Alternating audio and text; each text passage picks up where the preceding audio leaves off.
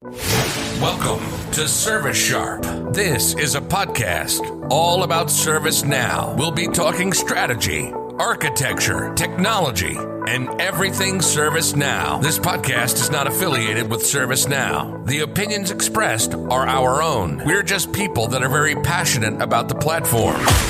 Join us for every episode.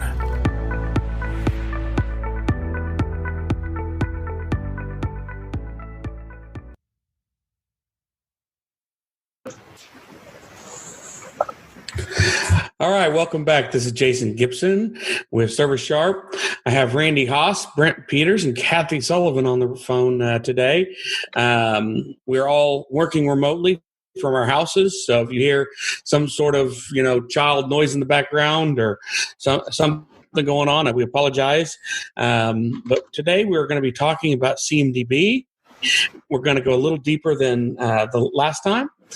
We're actually going to be going into a little bit into the structure of it. And with that, I'm going to turn it over to Brent to kind of do a little bit of a walkthrough. Okay. We were going to start out by, just kind of talking about the structure, the tables, that kind of stuff. So CMDB consists of, out of the box, at least 790 tables. Kind of overwhelming. Yeah. But you have your configuration item, and then everything kind of goes off of that. And each class or subclass, I can't think of a better word, has their own table, and some of those extend off of other tables and so on. So they just keep extending and everything. So your configuration item is going to be the base, and then one of the bases, and then it goes from there. And each table has its own columns or own fields. But like Windows Server. So I'll pick on that. So on Windows Server, you have this schema that shows up. So you have your base configuration item. Then you have your configuration item. Then that's part of then you have hardware. Then you have the computer, server, and the Windows Server. So these are all the tables that go together to consist of a Windows Server. And they're in the CMDB. They're all related together, right? So you have your CI, which is the configuration item. You've got, and it kind of, if you would, goes in a, each, there are things that attach to it or tables that are associated with it, I guess is the best way to put it, that kind of walk down into more specific information about that configuration item, right? Right. So your base, you have your base item, and then you have your configuration item, and all those are fields that are common across all of your CIs. And then you have hardware items. So all the hardware items have columns or fields, however you want to look at it, that are related to every hardware. So the further down the chain you get with like Windows Server and Server, the more specific you get to that type of device. And the closer you get back down to the base configuration item, the broader it gets, because those are saving across all of your classes. So you might have on one table you might have serial number, and that comes across all of them. But on like Windows Server, you have patching level, because not everything underneath there needs a Windows patching level or something like that. So you could have specific fields this way that are to a specific type of device that you want or class. So, okay. All right. And everything stems from the CMDB table. Now, the CMDB table is that base table, is that first one there. Yes. So everything starts there. And would you say that each of these are classes? So you have your base configuration, your configuration items, and then your classes? I would, I'm trying to think that one out, but for the most part, yes. Yep. Your classes are going to be off of that. Some classes are more generic than others, but yeah, we'll go. Okay. Yep. So this is just looking at the schema. Over here, we were looking at the tables. So you'll have all your tables and everything. So like I said, there's a bunch of them, and they also extend off of other tables. So you can see those extensions, that kind of stuff. There is also in ServiceNow, you would go to configuration, and you have all your configuration setup and stuff here. And then down below, you have your classes. So you have your applications, your servers, your computers, your clusters, all that kind of stuff. So these are all your out-of-the-box classes. I am using a personal dev, so this is an out-of-the-box setup. So it just gets all that information and can be stored in these tables. One way to kind of look at how these things are kind of set up is the CI class manager. And from here, you can see the hierarchy. So you would see all kinds of different configuration items and different types and all. So if we go down here and we go to hardware, because we knew Windows Server was under hardware, then we can go to computer, server, and then there's Windows Server down here. I'm picking on those because I'm more familiar with that stuff. So from here, you can see your basic info. What is the display name? I would recommend, and I recommend this all the time, stay out of the box with this kind of stuff, but there you could change it. Please don't. You can do your description, so you could put a more descriptive description in there, that kind of stuff. Your attributes are going to be your fields. So these are the attributes to Windows servers. And don't go crazy with this. Try and stay, again, as close to out of the box as possible. I see too many people start adding way too many without the thought of what are we going to do with this information. So if you're going to be adding those attributes, really think about what you're going to track and why you need that in there. Because if you don't need it in there, don't put it in there. Right. Like we said in the last one. Yeah. You're about to cover it. Never mind. So derived is things... all is going to be, all your fields. Derived is what's derived out of the system. There are 106. And so they either come from the Windows Server or the computer or the server table or the hardware or so on. So all those are in there. Before you, like Jason was saying, before you add any, make sure you don't already have it in there. It could be that it's just not showing in the form. So go look for that. Make sure stuff's in there. I mean, they have a lot of almost anything that you'd want to have pretty much out of the box for the most part. And then you can always add more. But, like he said, you have that. Identification rules are a little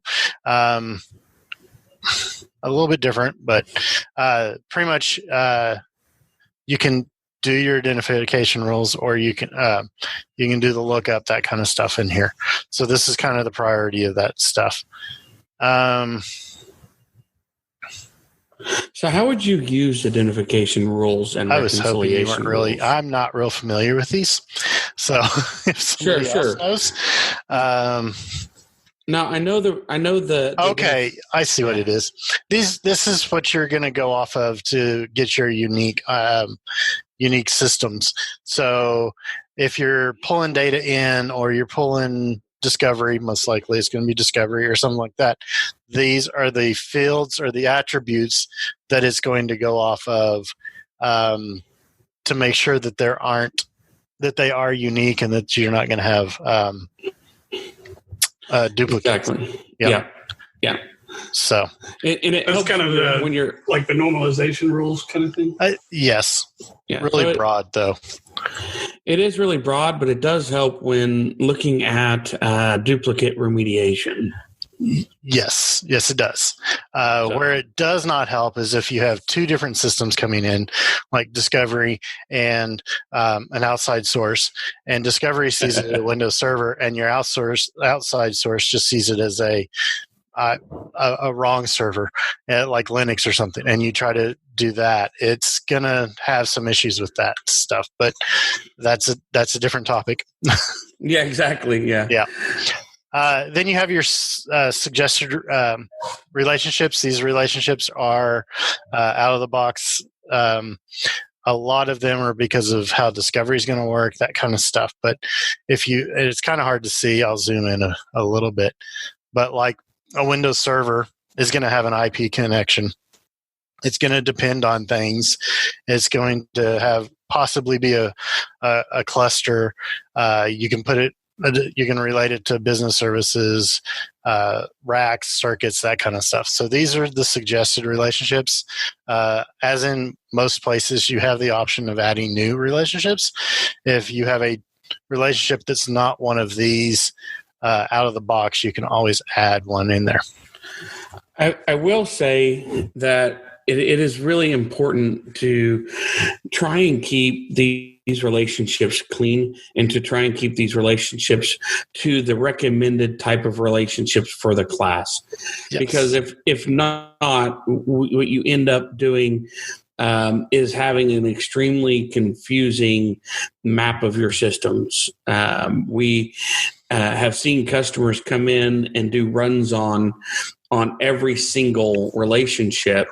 Well, that really doesn't tell you anything about your systems if everything is runs on. You have to have runs on, depends on. You have to have different relationships and stay with the ones that are recommended for each one of the classes because they really are well thought out and they do make good sense. Right. And I personally can't think of anywhere I've had to add any because they've always had them in there. But right. You could do it. I would recommend trying to stay, like you said, out of the box. I would also, like you were saying, recommend don't use the same one for every single thing. Use them for what they really are for, not, everything runs on this server when it's really, the server, the rack doesn't run on the server. The rack is installed, or the server's installed on the rack. That kind of stuff. So, right. Okay. This is also, and we can go into CMDB health a lot later because this is a lot to it. Thing, yeah. But this is also where you can set up, your completeness. What defines a complete Windows server in your instance? Compliance. So you can say if this isn't updated or this doesn't meet this criteria, you can make it not compliant. The correctness, what has to be filled out, and everything, what makes it an orphan rule, that kind of stuff. And then your health inclusion rules, this is where you would add those also. In fact, you would want it to do whichever ones you have set up. Also from this view, was there anything else? Yeah, I was just going to say, on the compliance, when you set those rules up and something falls out of compliance, what does that do? What that will do is, in theory, I guess you could set up notifications, that kind of stuff, but there's a CMDB view that the config managers the CMDB managers can look at and see the compliancy. They can see the correctness. It also runs a duplication health, so it come up and tell you, hey, you have 23 Windows Server duplicates, and you can go reconcile those, that kind of stuff. It's really a great dashboard to have if you're on that portion of it. Kathy, did you get a chance to use the CMDB dashboard at all? Yeah, I did, but it was whenever it was first brought into ServiceNow pretty early on, and this type of configuration was a lot more complicated, I guess, than it used to be, or than it is here. I think that the way that this is done now, it's easier to visualize what it is that your different parameters are for how you want to define all of your health settings. So I haven't used it in this format. It was all, we kind of had to define it and then have it and then get it configured, and it just sometimes whenever you just couldn't see it like this, it was a lot harder to know what you were getting right. Yeah, and it's a really hard dashboard to set up, honestly, compared to some of the other dashboards. there is some dependencies you have to turn on, and there's some, we could do an entire hour of how do you turn on and configure your dashboard. So it is not about turning the plugin on and just, hey, you got it. You have to configure the reports. You have to set up some basic rules to make the decisions of what those things are. But overall, I think it's, especially in the New York version, it's actually pretty cool. Yeah, well, I think that a lot of that configuration is necessary because each organization is going to have their own unique set of values that they need to define to what do they think is important. You got your base stuff, but beyond that, what do you think makes a CI complete? Right. Because some people might think, okay, I have to have the memory on the server has to be a certain value, and if it changes one way or the other, I need to know. Or if the IP ever changes, I need to know that. Some people might have DHCP set up for their server, so they don't care, and that kind of stuff. So yeah, you have to kind of take it into account how your CMDB needs to be structured or what's required and when. Yeah. And your hardware people may want something different than, say, your change managers. Yep. From what it is that they think needs to be in a configuration item, if that drives anything within change. And it probably does. Mm-hmm. Yep. So there's discussions that go along with configuring that.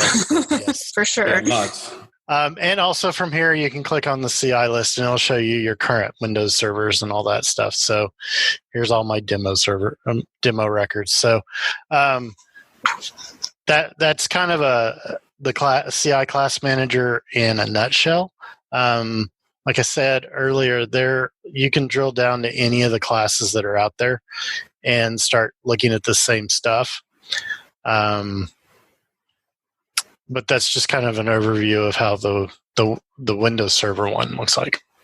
It is very interesting, the fact that you can go in here, you can look at the relationship, you can look at the attributes. But when you're setting up a CMDB new, and you're just starting and you don't know what is what, and you're just starting to figure it out, this is a great place to go to see what out of the box looks like. And right. So you can see what fields, what is the relationships are and all that kind of stuff. Yes, it is a very good place to start. Right. And it helps you also know now, who do I go talk to? So, it's the Windows server. So I'm going to have to go talk to the team that supports the Windows servers. But here is my basic structure. I know what should be there. Now I'm going to go talk to them, tell them what that the capability is, what's there, and hopefully not have them go crazy, but ask their input from that point on. And again, not doing all of the things that they say necessarily, or not all the things that they want, but at least having those conversations are great. Keep it simple to start out with. Just because the Windows Server has 106 fields available doesn't mean you use them all. Use what you need, and you can always expand from there. But there's no reason to track things that are never going to be used, in my opinion, at least. Yeah, you're right. Yeah, I agree. And even if you can, and a lot of stuff, when you start doing integrations, you're going to get stuff that just comes in. Don't be afraid to omit it if it's not valuable to you. But if it is valuable to you, that you can find a way to get the data. Everything in here is pretty reasonable. There's nothing that really goes outside the norm. And if you're trying to do things like bringing in external or additional classes, go look on ServiceNow's site, because there are extended tables that you can load. There is extended tables that you can load the plugins for things like conference room equipment and other extended tables. So go look there first before you start creating your own classes. Yep. So, all right. So real quick, let's take a quick break. I really have no idea how long we've been going on, but we need to hear from our sponsor at some point. So now is as good a time as any. When we come back, we will continue to talk about CMDB and the table structure and how we manage our classes, and maybe talk a little bit about, building that out or adding classes as we need to. So hang on just a minute. We'll be right back.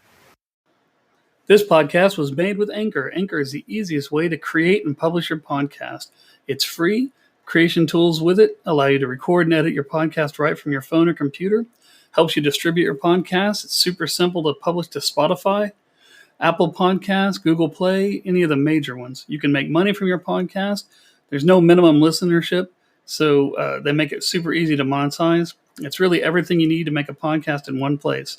So why don't you go out and download the free Anchor app or go to anchor.fm and get started. All right. Welcome back. This is Jason Gibson, Randy Haas, Brent Peters, and Kathy Sullivan. We are all here talking about CMDB, and we are really glad to have everybody here with us. So the next thing I wanted to talk about is, now that we've gotten kind of the basic understanding of how the CMD is put together, what have you guys seen in practice?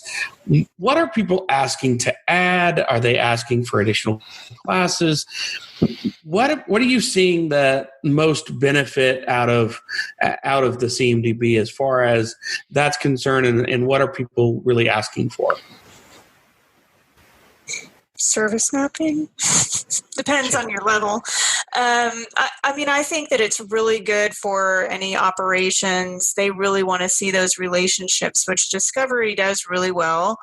If you're using Discovery, other tools, if you can import it in from other discovery options or discovering type tools, network scanning tools, I guess I should use that term, then it's really great to have that kind of information, because I don't know, every time I've worked in IT before ServiceNow, there's always like this mystery of, well, what is that server connected to? and then whenever you go make a change, nobody really knows what your impact is. And then suddenly your entire network's down, and and nobody can do anything, and you just have a complete waste of a day because your entire business has been impacted by this pretty critical change, and nobody really knew what was there. So I really think that the best thing that the CMDB really has to offer is those relationships, and understanding those relationships is really important, because sometimes it might get a little confusing as to how ServiceNow tends to word things. It looks like you were saying earlier, people want to build out the same relationships, and they use runs on over and over and over again. And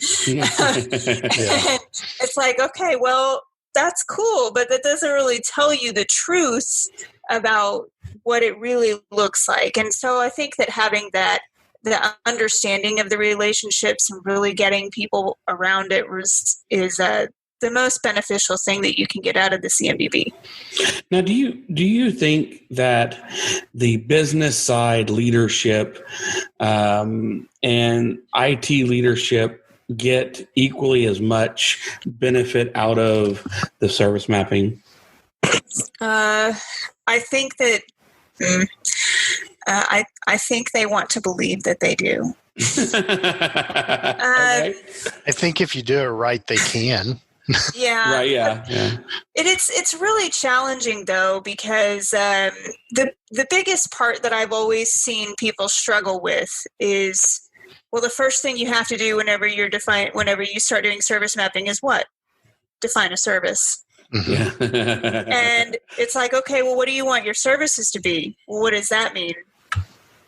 And you start going down this rabbit hole of trying to, and then they make it too granular. It's like, all right, and at least in my exposure to service mapping, one of the biggest things they say is pick your top 10, right? Mm-hmm. Right. What are your top 10? And then whenever you get those built out, look at your data. Can you get more granular? Do you want to get more granular? What else do you want to add? And then take it in baby steps. You can't drink in one sitting. And that's exactly what you'll do if you try to take on all of discovery and all of service mapping and all of configuration management in one sitting. Yeah. Yeah, you can't. It's a water hose, right? Mm-hmm. Or a fire hose. Yeah. you're gonna drown. Yeah, I've always heard you can't boil the ocean. So yeah, I like that. I like that. Yeah. But yeah, I mean, if you take it in baby steps and you really kind of try to put a lot of thought into your service mapping and really bring in a team that understands it, that can help your team to better understand it, then those are the types of things that there are a lot of people that, bring other people in to help us with service mapping. What do we need to do? And then they realize that it's not as, discovery does a lot, but it can't do everything for you. Mm-hmm. Because discovery can't tell you what's important to you. Yeah, right. Well, and you know how many times that I have gone to an organization and said, okay, you need service mapping there. We really do. But that is so much work. It is. And then we have to talk to people. And we're IT, we don't talk. That's right. It's like, whoa, but you get great business insight. They're like, yeah, but is it really worth it? I mean, we have to actually get with our leadership and get decisions made. And it really is that kind of thing, and it's tough. It is. Right. It's tough. And you pointed out discovery. Discovery is only going to figure out your physical and some virtual relationships and CIs. Your services and stuff like that, your business is going to have to define those for you. Yeah, but even whenever you're, picking your entry points and then letting it do its thing, it's going to go out there and it's going to find everything, right? Just like discovery does. And it's going to pull in all of those relationships into your map. You have to go out there and be like, okay, yeah, but that might be connected to that, but we don't really need to see it in this service map. Right. And those are things that you have to get people like, and I know that that's a 4-letter word in IT. Is like, oh my God, I have to talk to people. But you have to get people that know the networks and understand their systems to be able to give input on that stuff. Mm-hmm. Yep. So I think it's extremely valuable. I think it is extremely worth every bit of effort that you put into it for just the fact that you get great oversight. What do you guys think? Do you think it's worth the effort to go ahead and have those conversations and do the whole service mapping project? I believe it is, but we're all preaching to the choir right now. Right. Yeah. I think we all believe that. I can't speak for everybody. I just think that, though. I mean, it just depends. Do you want to get value out of your investment, or you want to get more value? You can still get value out. Just you want to get more value. Yeah. I think in our last session, somebody said that ServiceNow is the poster child for you got to spend money to make money, right? Yeah. And that's what service mapping really says to me. I mean, your return on investment for how much time it takes to be able to get it right it's not a small number. Mm-hmm. And the number of people that have to be involved and the duration of the project, it would be very intensive. Is it worth it? I mean, I think so. I think that that's something that most businesses can't say that they have, is an understanding of how technology supports the business. And I think that with what service mapping helps IT do is it helps the business to realize IT is not that cost center. IT is what supports all of this. And without tech, we don't have any of it. But isn't that one thing that our leadership is supposed to be doing all the time?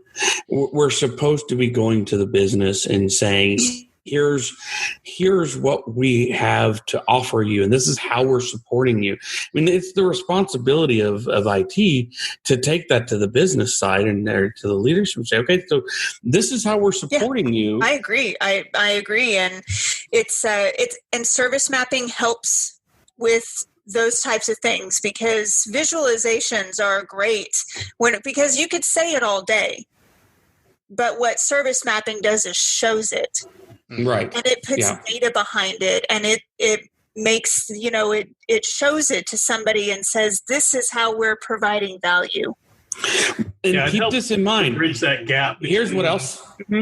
Tech mumbo jumbo and business expectations. Yeah. So I think it's very valuable ammo to give to your leadership. Yeah. But be careful, because it shows everything. It's going to show how you're supporting it, but it's also going to show if there are 47. I mean, if it's mapped out correctly, it's also going to show the negative, the negative that you have too, and areas to improve and things to that effect. But that's good too, because as a leader, you need to know what areas you need to improve in. Sure. And if you don't know that, you can't make the improvement. My wife always gets onto me sometimes because I'll get a steak and it won't be cooked right, and I send it back, or I'll have something, bad, and I tell the manager.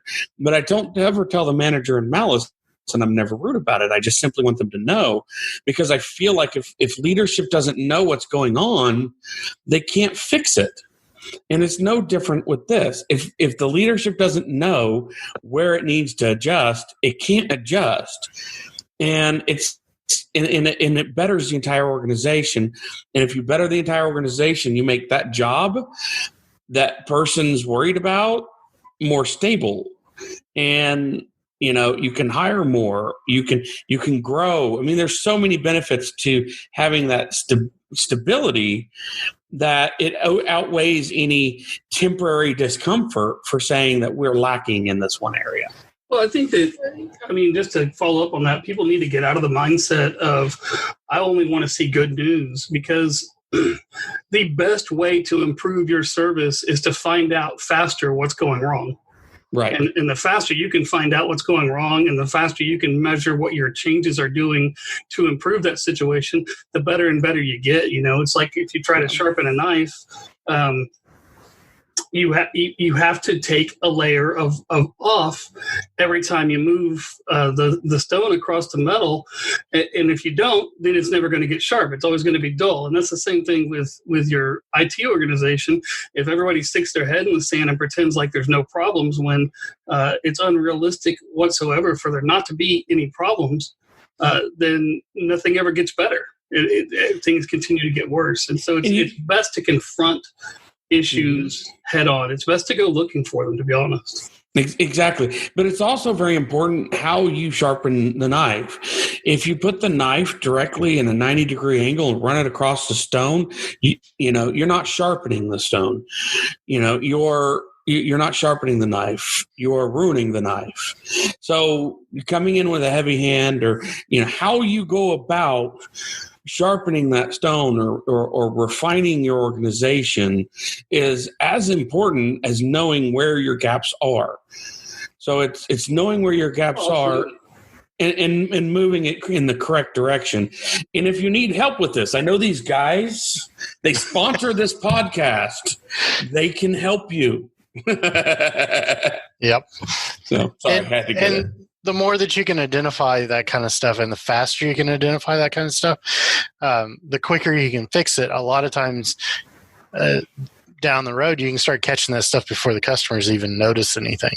Yeah, exactly. And a CMDB and the relationships and all that stuff just helps you identify that stuff a lot quicker. If you're going to move away from being a reactive organization, unless you only have 2 computers in your organization, I think you pretty much have to invest in doing some sort of CMDB. Well, and I got to tell you, one of my favorite sayings, I heard that from a leadership coach, that simply do more of the important and less of the urgent. We're trying to move away from everything being on the urgent side and doing more of the important. Well, the important stuff are identifying these areas and these gaps and doing the service mapping and all those are important things to be able to manage your IT organization better. So building these things out and getting them right is the important stuff. Yes, you're going to have urgent stuff, but the more of the important stuff you do, the less of the urgent stuff you're going to have. So make time for the important stuff and make it a priority, or all you're going to be doing is fighting fires. Yeah, we're not firefighters. No. I'm not built for it. And fighting fires all the time is if that's a great way to burn out your staff. Oh yeah, absolutely. Yep. Yeah. Great way to burn out your staff, burn up your goodwill, reduce your budget, get laid off. Yeah, exactly. So if you had one takeaway from this podcast, and I'm going to start with you, Kathy, one takeaway from this podcast, what would it be? What do you want people to take away from this? I want people to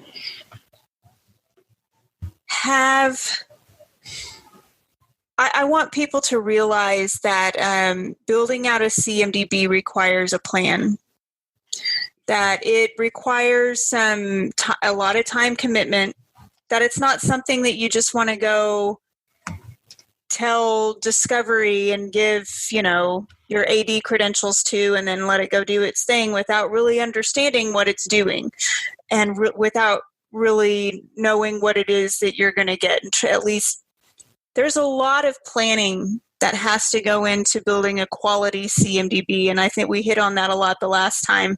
Mm-hmm. And all of these classes, ServiceNow out of the box has 790 classes.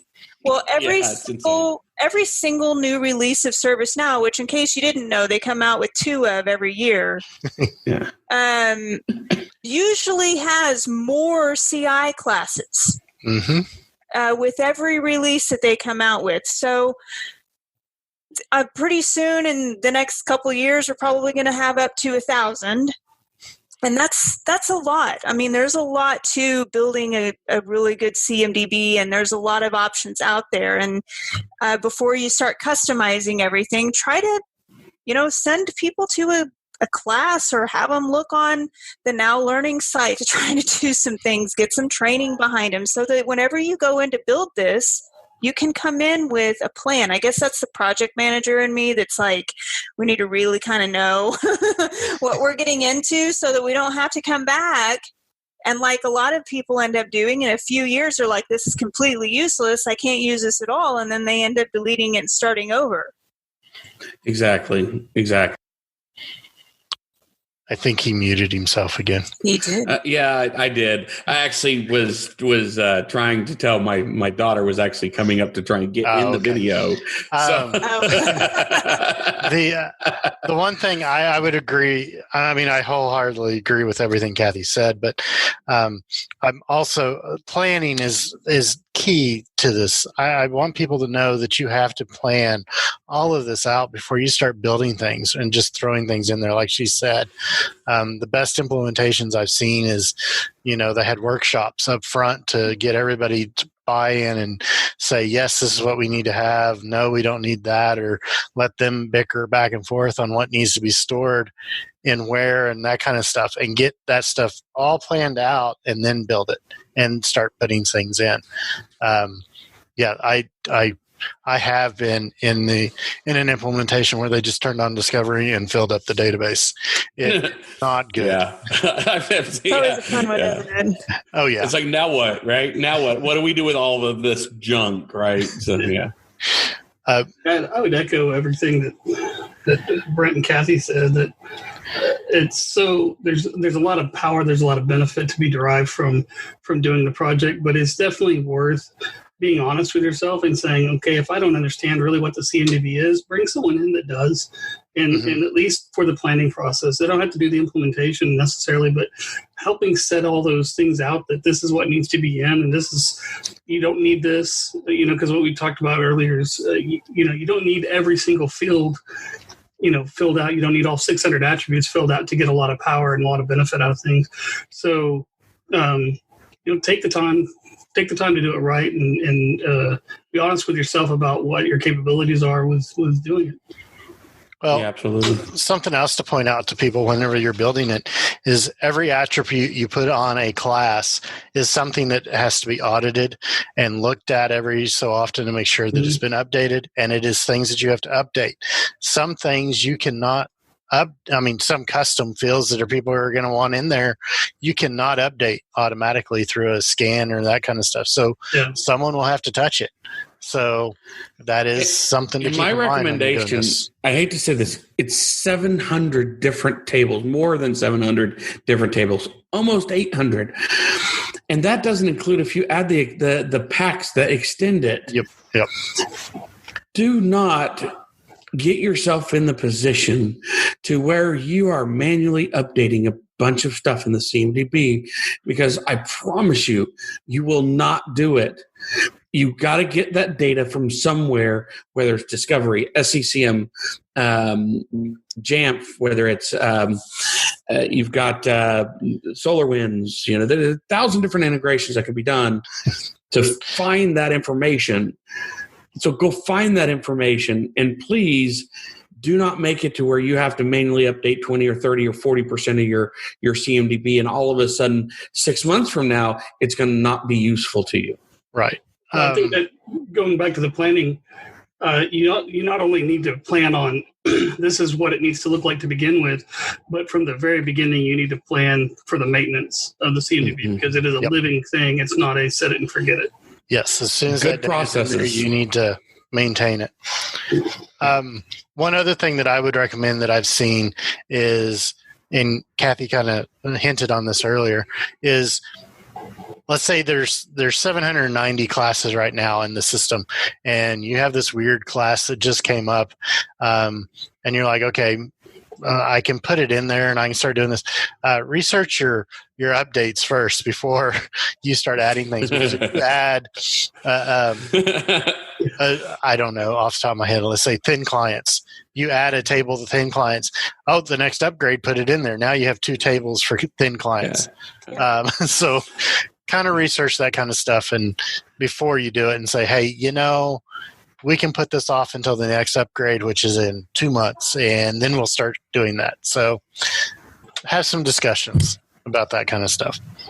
Yeah, I was going to mention that earlier. And, in one of the things that was brought up whenever you were going through the class manager and potentially adding new things, and Jason and Randy kind of hit on this some too, is that whenever you even come close to thinking about adding something to a table that already has almost 200 attributes to it,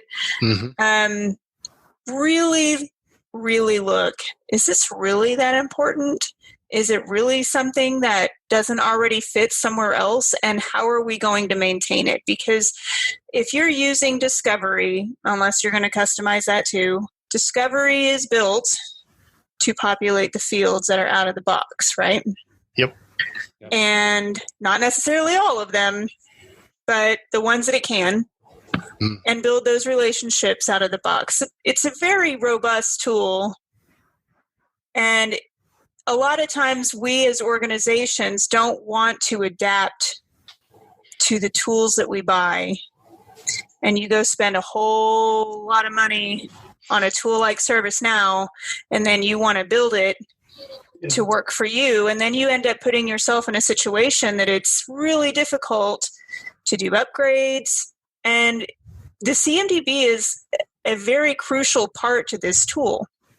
Customizing it can be debilitating long term if it's overly customized. Yep. Yeah, absolutely. Without a doubt. And I've always said, it goes back to what we keep harping on, is you got to have your process and everything and working and defined and all that. It doesn't matter if it's CMDB or if it's incident or problem or a change or anything like that. The tool is there to to collect the data and to give that data for reporting and audits and that kind of stuff. It's not going to fix your process if you have a broken process. That's right.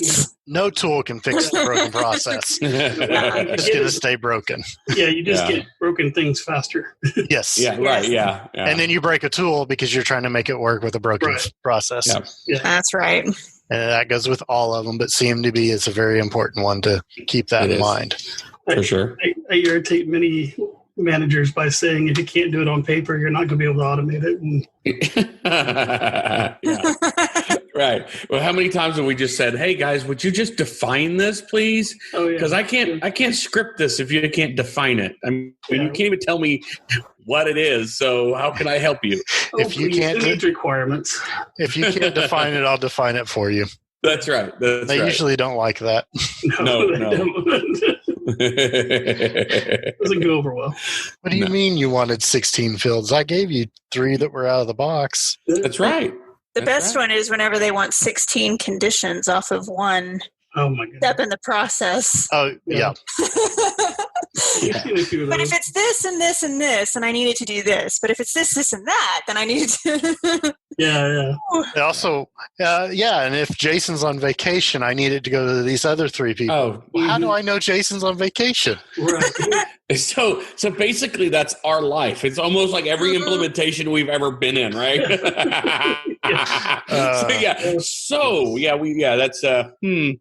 it's kind of depressing to think about.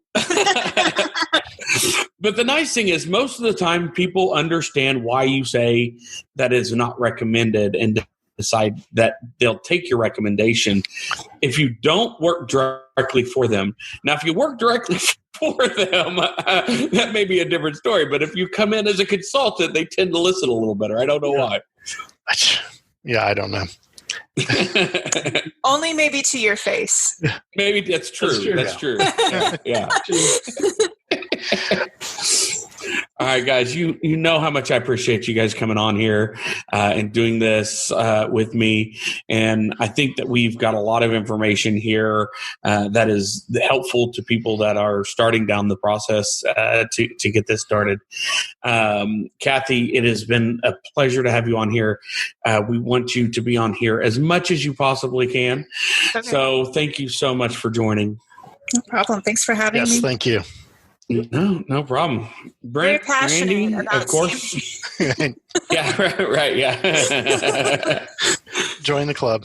Well, I guess I'm just passionate about ServiceNow. So in general, I think we all have our passion for ServiceNow, and we have the people that are listening to us. They also have a passion for ServiceNow.